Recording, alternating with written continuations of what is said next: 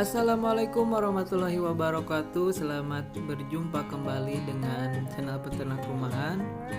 Nah, di video kali ini saya akan memberikan satu peluang usaha yang cukup menjanjikan.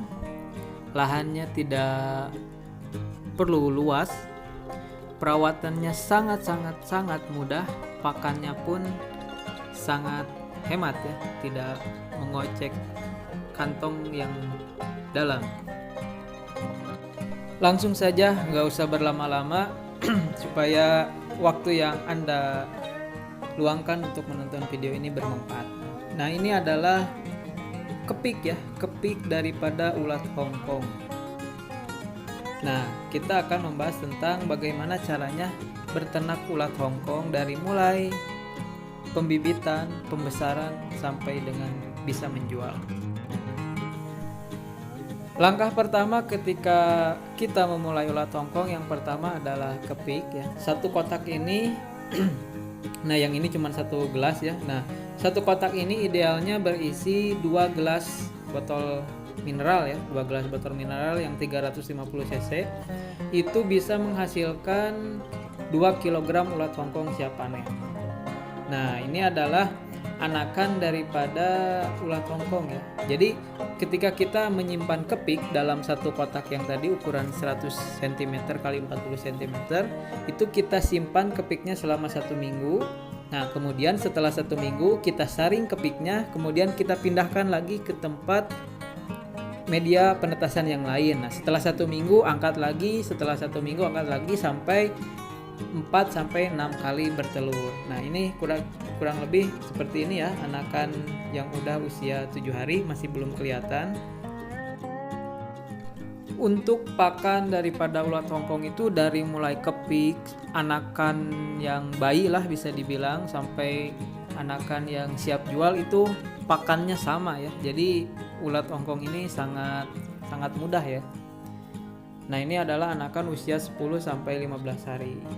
Nanti untuk pembahasan pakan kita bahas di akhir video ya. Jadi jangan di skip, usahakan nonton sampai selesai supaya apa yang saya sampaikan bisa tercerna dengan baik.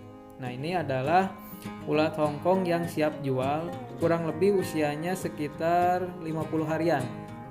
Nah, satu kotak ini berisi 2 kg ya, dengan harga yang saat ini itu sekitar 50 sampai 60 ribu rupiah per kilogram.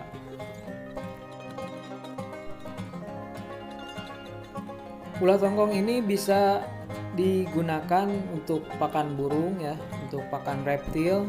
Bahkan di sebagian negara itu ulat Hongkong itu menjadi bahan makanan ya, bahan pembuat kue. Bahkan di Amerika atau di Inggris kalau nggak salah, silakan teman-teman cari sendiri infonya di Google gitu ya. Itu sudah menjadi bahan pokok ya.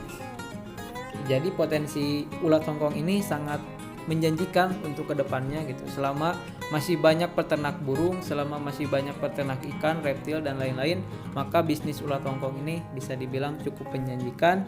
Dan bisnis ini jarang orang yang tahu dikarenakan stigma negatif bahwa berternak ulat Hongkong itu sulit. Hanya saja predator alami daripada ulat Hongkong ini yang perlu Anda perhatikan adalah semut, dan yang kedua adalah tikus atau berit ya. Nah, itu adalah predator alami yang harus sebisa mungkin para peternak ulat Hongkong diperhatikan ketika mulai berternak. Maka dari itu pembuatan kandangnya pun diusahakan meminimalisir celah ya. Ya, diusahakan kandangnya itu rapat gitu. Nah, untuk campuran pakannya seperti Anda lihat, ini adalah dedak halus ya. Harga dedak itu tergantung di daerah masing-masing. Di sini harganya Rp2.000. Nah, ini kita menggunakan campuran Vitabro untuk vitamin ulat Hongkong. Nah, 1 kali meracik pakan ini saya buat untuk 1 minggu ya. Nah, ini saya simulasikan dulu. Nah, ini kurang lebih sekitar setengah ember dedak, campurkan dengan 1 bungkus Vitabro. Kemudian teman-teman aduk sampai rata. Terus bagaimana sih pemberian pakannya gitu. Nah, nanti di akhir video kita akan simulasikan pemberian pakan untuk ulat Hongkong. Untuk pakannya apa aja sih? Nah, yang pertama yang Anda harus beli adalah dedak, itu wajib ya. Yang kedua adalah ampas tahu, seperti kita hanya berternak hamster dan lain-lain, ampas tahu. Dan yang ketiga adalah pur. Dan yang keempat adalah pita bro tadi. Nah, ini 4 ini sudah cukup untuk pakan ulat hongkong. Nah, ini campurannya ya. 4 genggam ampas tahu, 1 genggam pur, dan 2 genggam dedak. Nah, ini untuk campurannya. Nah, untuk kalkulasi lebih besarnya silahkan Anda kira-kira sendiri ya. Untuk gambarannya 4 genggam ampas tahu, 1 genggam pur, dan 2 genggam dedak. Aduk sampai rata, kemudian kita bisa langsung kasihkan untuk ulat hongkong. Pemberian pakannya sendiri itu cukup 1 kali sehari ya. Nah, seperti yang Anda lihat, saya memberikan pakan di sore hari ya. Jadi videonya ini agak gelap gitu ya. Karena biasanya setelah memberi makan hamster, saya memberi makan ulat hongkong ini bersama rekan saya ya yang berternak ulat hongkong ini. Untuk pemberian pakannya juga sangat mudah, tinggal ditabur saja secara merata, kurang lebih 3 genggam ditabur dan 3 genggam disimpan. Fungsinya untuk digenggam seperti ini adalah ketika jadi si pakan ini kuat untuk di pagi harinya lagi. Jadi pagi-pagi sudah tidak perlu memberikan pakan.